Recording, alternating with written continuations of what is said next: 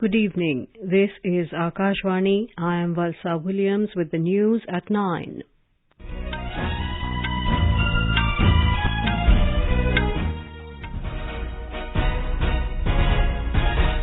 The headlines. Supreme Court refuses to stop ASI survey at Gyanvapi complex in Varanasi. BJP issues whip to its MPs asking them to be present in both houses of parliament between 7th and 11th of August in view of important business. Centre clarifies there is no ban on import of IT hardware like tablets and laptops after obtaining valid license. Pakistan National Assembly to be dissolved on Wednesday, announces Prime Minister Shahbaz Sharif. In World Archery Championships, Indian women's compound team wins first ever gold medal at Berlin. And India facing Japan in men's hockey Asian Champions Trophy in Chennai.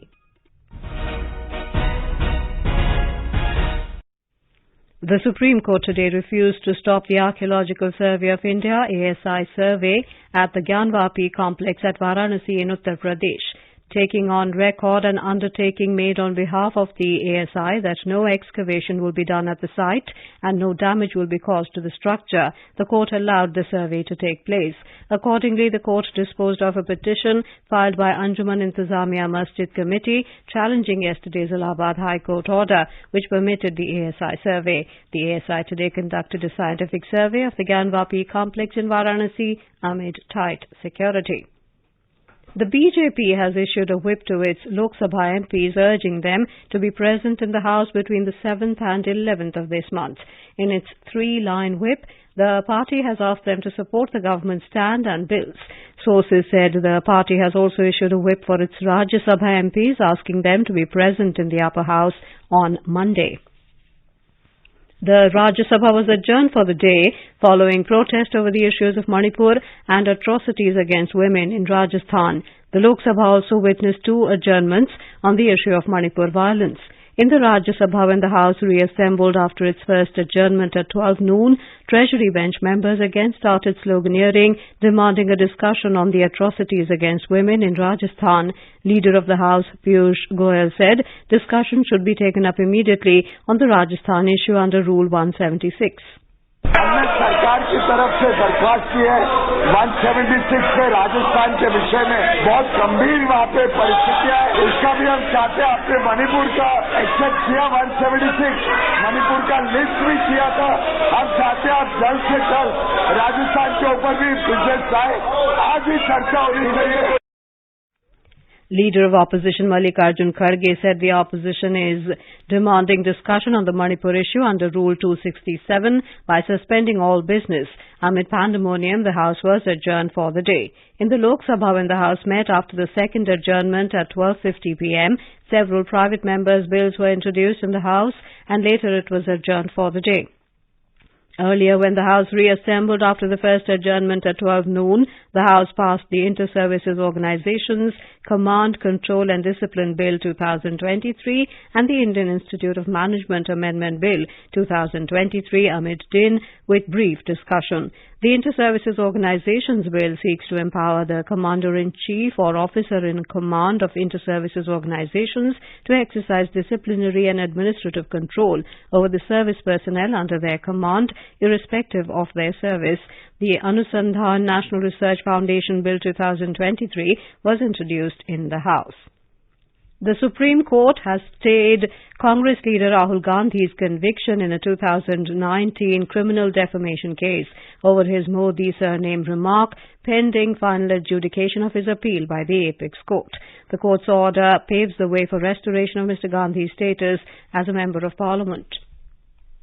Pronouncing the verdict, Justice B.R. Gavai said the ramifications of Gandhi's conviction are wide since it will also affect the right of the electorate who elected him.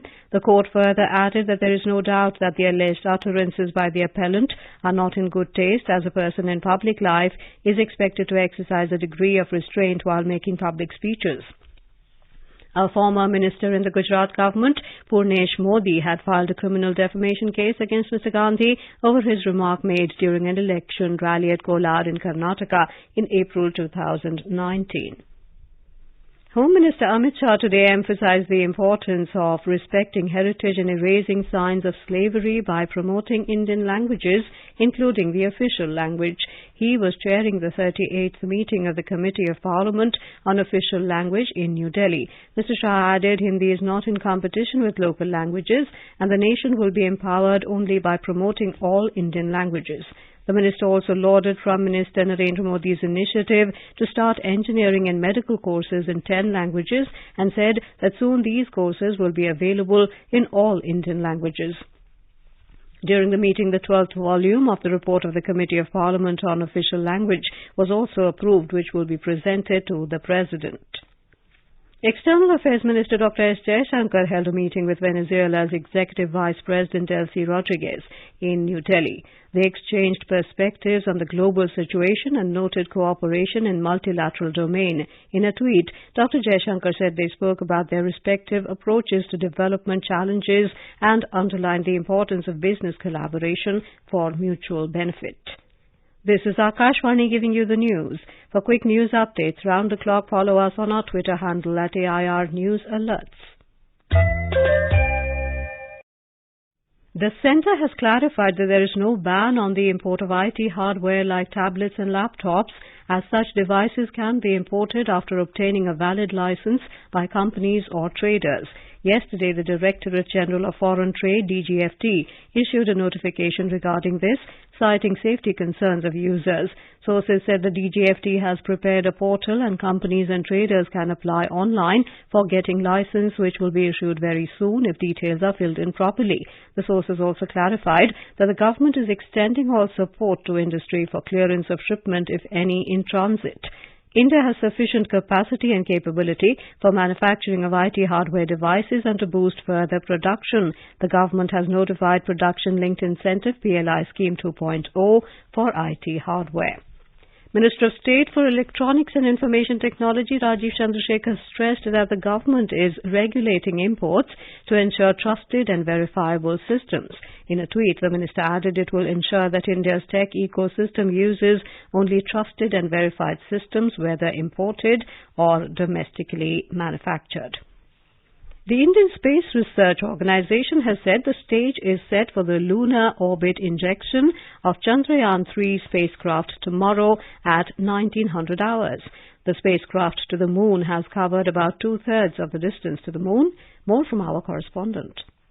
After lunar orbit injection, Chandrayaan-3 spacecraft is slated to orbit the moon multiple times, gradually approaching the moon. Once it reaches a 100-kilometer orbit above the lunar surface, the lander and rover from the orbiter will be detached and maneuvered to soft land on the surface of the moon. The spacecraft is expected to complete a 40-day journey to make a soft landing near the moon's south pole around August 23rd. India will be the fourth country to achieve this feat and the first to land softly near the lunar south pole. Chandrayaan-3 was launched on July 14th by GSLV Mark III launcher. Sudhindra, Akashvani News, Bengaluru.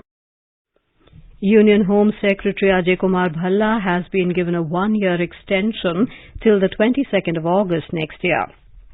The Appointments Committee of the Cabinet has approved his extension. His term was scheduled to end on the 22nd of this month. President Draupadi Murmu will inaugurate the Festival of Libraries 2023 at Pragati Maidan in New Delhi tomorrow. The two-day festival, which is being organized by the Ministry of Culture, will highlight iconic libraries from across the world in order to initiate a conversation on the modernization and digitization of libraries in India. The festival is a part of the second phase of the Azadi Ka Amrit Mahotsav and is in line with the Prime Minister's vision to foster the development and digitization of libraries and cultivating a culture of reading in India. Vice President Jagdeep Dhankar will grace the valedictory ceremony of the event. Vice President Jagdeep Dhankar has said that adoption of technology has brought about a transformational change in the Income Tax Department. Delivering the inaugural address of Lecture Series Praniti in the National Academy of Direct Taxes in Nagpur today, he said tax evaders cannot now escape from modern tools used by the department. Earlier, the Vice President addressed the centenary celebrations of Rashtra Sant Tukroji Maharaj Nagpur University. He underlined the importance of the national education policy, which is focusing on skill-based education. He also urged the industrial sector to create a conducive environment for universities. Leaders of the industry make available astronomical sums to outside universities. We must have belief in our nationalism. We must ensure that our first priority is our nation. The Rajasthan cabinet today approved the proposal of a high-level committee to form 19 new districts and 3 new divisions in the state. The new districts will be notified shortly. Rajasthan will now have a total of 50 districts and 10 divisional headquarters. After the cabinet meeting, the Chief Minister told reporters that ministers in charge of the new districts will formally launch on the 7th of August. He said the formation of new districts will improve governance and bring relief to people who have to cover long distances to go to the district headquarters. Pakistan Prime Minister Shahbaz Sharif has announced to dissolve the National Assembly on the 9th of August. The decision came after Prime Minister Sharif met with parliamentary leaders at a dinner in honour of the members of parliament, where the country's political situation was thoroughly discussed. This crucial step is part of the democratic process ensuring a smooth transition of power before the next general elections. On August the 9th, Mr. Sharif will send a formal advice to the President for the dissolution of the National Assembly. According to constitutional provisions, the President must sign the advice within 48 hours to effectuate the dissolution. If for any reason the President does not sign the advice, the Assembly will be automatically dissolved. Jailed Russian opposition politician Alexei Navalny was sentenced to an additional 19 years in prison today after being found guilty on a series of new charges. Navalny, the most prominent opponent of President Vladimir Putin, is already serving 11.5 years in the penal colony on charges including fraud. The Indian Meteorological Department IMD has forecast heavy rainfall over northwest India during the next 3 to 4 days. Heavy rainfall is likely over Uttarakhand, Uttar Pradesh, Himachal Pradesh, Punjab, Haryana, Delhi, East Rajasthan and East Uttar Pradesh. The Weather Office also forecast heavy to very heavy rainfall over Arunachal Pradesh, Assam, Meghalaya, Nagaland and Manipur during the next 5 days. In Odisha, thousands of people continue to be marooned following swelling of River Mahanadi and its distributaries. Key domestic benchmark indices snapped a 3-day losing streak and ended higher today. A report from the business desk. The BSE Sensex was up 480 points to finish at 65,721. Similarly, the Nifty 50 at the National Stock Exchange gained 135 points to end at 19,517. In the forex market, the rupee closed at 82 rupees and 84 paise against the US dollar. Gold was trading at 59,350 rupees per 10 grams. Silver was trading at 72,075 rupees per kilogram, and in intraday trade, Brent crude was trading at around $85.60 per barrel. Gaurang Dhawanlal for Akashvani News.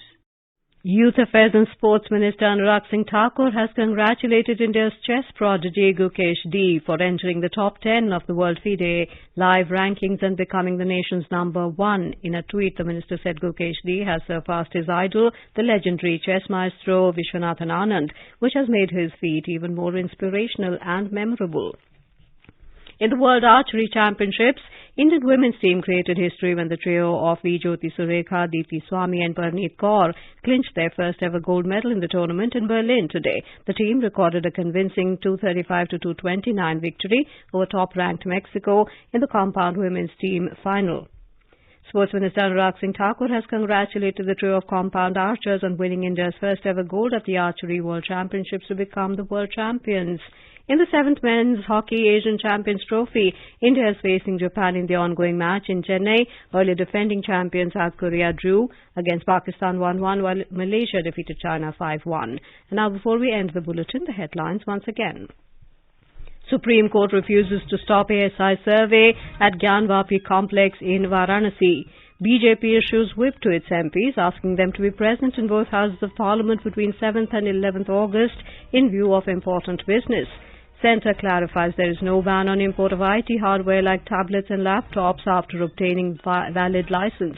Pakistan National Assembly to be dissolved on Wednesday, announces Prime Minister Shahbaz Sharif. In World Archery Championships, Indian women's compound team wins first ever gold medal at Berlin, and India facing Japan in men's hockey Asian Champions Trophy in Chennai. That is all in the news at 9. Good night.